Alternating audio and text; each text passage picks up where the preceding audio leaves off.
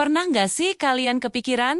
Gimana jadinya kalau dua jagoan dari dunia yang berbeda banget tiba-tiba ketemu dan gabung? Yang satu jagoan dari planet Saiyan, yang satu lagi pendekar legendaris dari tanah Nusantara. Yep, hari ini kita bakal berandai-andai.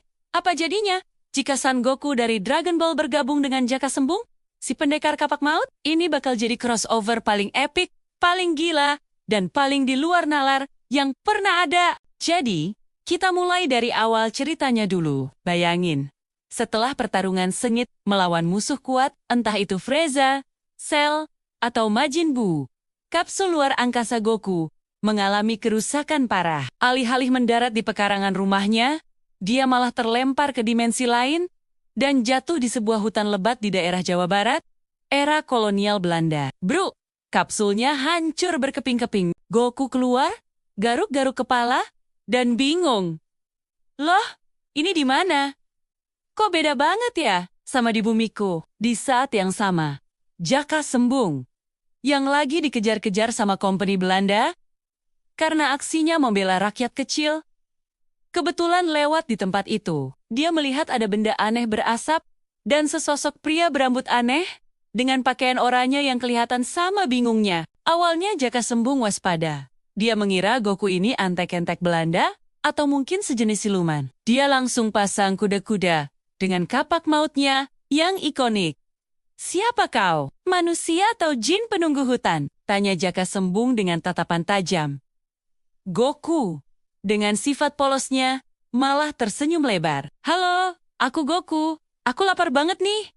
Ada makanan nggak? Jaka Sembung jelas kaget. Orang aneh ini bukannya takut, malah nanyain makanan. Dari sinilah pertemuan kocak mereka dimulai. Jaka Sembung yang awalnya curiga, lama-lama luluh, juga melihat kepolosan dan kekuatan Goku yang luar biasa. Diajaklah Goku ke markas persembunyiannya, dan disuguhi nasi liwet plus lauk pauk seadanya. Goku yang emang dasarnya doyan makan, langsung melahap puluhan porsi, sampai para pejuang lain melongo keheranan. Nah, dari sini, petualangan mereka baru benar-benar dimulai. Goku yang gak bisa pulang, akhirnya memutuskan untuk membantu Jaka Sembung dan para pejuang lainnya melawan penindasan company. Kekuatan mereka, kalau digabung, wah, udah gak ada obat. Bayangin aja, markas company yang dijaga ketat ratusan serdadu bersenjata lengkap, Jaka Sembung dengan ilmu silat dan kapak mautnya, bisa menyelinap dan melumpuhkan penjaga tanpa suara. Tapi gimana kalau jumlah musuhnya terlalu banyak? Disitulah Goku beraksi. Cukup dengan satu Kamehameha kecil aja, gerbang benteng bisa langsung hancur lebur. Para company pasti langsung kaget. Itu aji apa? Ajian gelombang biru? Dari mana itu? Pasukan meriam Belanda mau menembak, Goku tinggal terbang cepat, ngambil bola meriamnya di udara, terus dilempar balik. Atau lebih simpel lagi, dia tinggal pakai jurus instant transmission, alias teleportasi. Tiba-tiba udah ada di belakang komandan Belanda, terus nepuk pundaknya.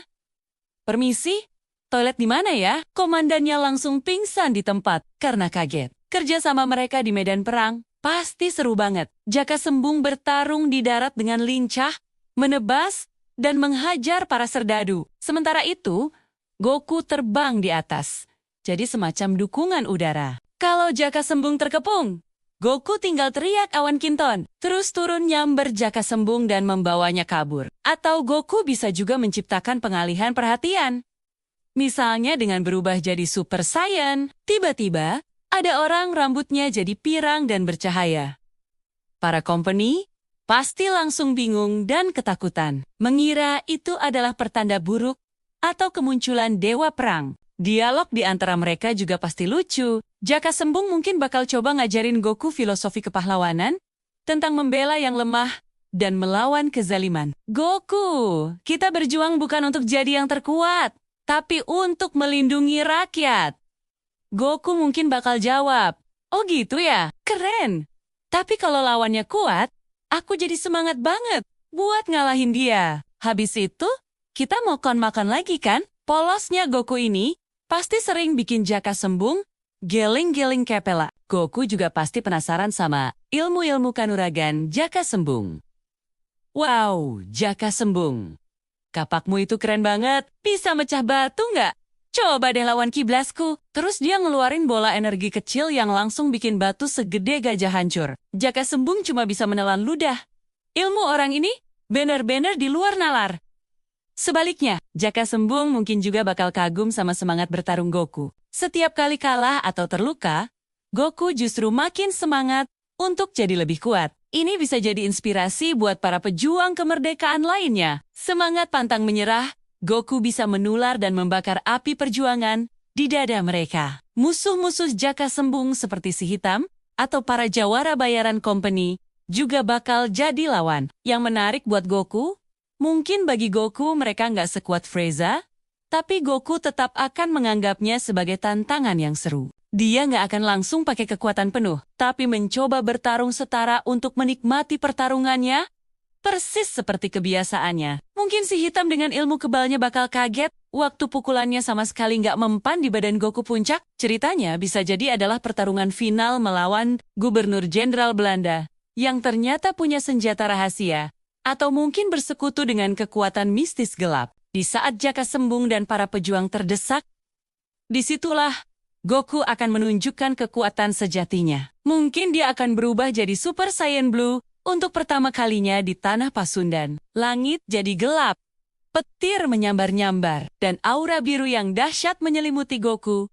Para company dan sekutunya pasti langsung lari tunggang langgang. Pada akhirnya, dengan bantuan Goku, kemerdekaan mungkin bisa diraih lebih cepat. Tapi setelah semua selesai, Goku harus kembali ke dunianya. Momen perpisahannya dengan Jaka Sembung pasti bakal mengharukan. Jaka Sembung, terima kasih buat makanannya dan petualangannya. Kalian semua hebat. Kalau ada musuh kuat lagi, panggil saja aku, kata Goku sambil tersenyum. Jaka Sembung menepuk bahu Goku. Kaulah pahlawan sejati. Goku, hati-hati di jalan. Jangan lupakan kami di sini. Mungkin Bulma akhirnya berhasil membuat alat pelacak dimensi dan menjemput Goku. Sebelum pergi, Goku memberikan satu kacang senzu kepada Jaka Sembung. Ini buat jaga-jaga kalau kamu terluka parah. Makan satu biji ini, langsung sembuh total. Jaka Sembung menyimpan kacang ajaib itu sebagai kenang-kenangan terindahnya. Jadi, begitulah kira-kira cerita andai-andai jika Goku bertemu Jaka Sembung. Sebuah perpaduan antara fiksi ilmiah, fantasi, dan sejarah yang bakal menghasilkan cerita yang super seru, kocak, sekaligus inspiratif. Kombinasi kekuatan dahsyat Goku dan semangat juang Jaka Sembung adalah resep ampuh untuk melawan segala bentuk penindasan. Gimana menurut kalian? Apakah ada ide lain yang lebih gila lagi? Coba deh tulis di kolom komentar. Siapa tahu bisa kita bahas di video selanjutnya. Terima kasih sudah nonton sampai akhir. Jangan lupa like, komen, dan subscribe ya. Sampai jumpa di video berikutnya.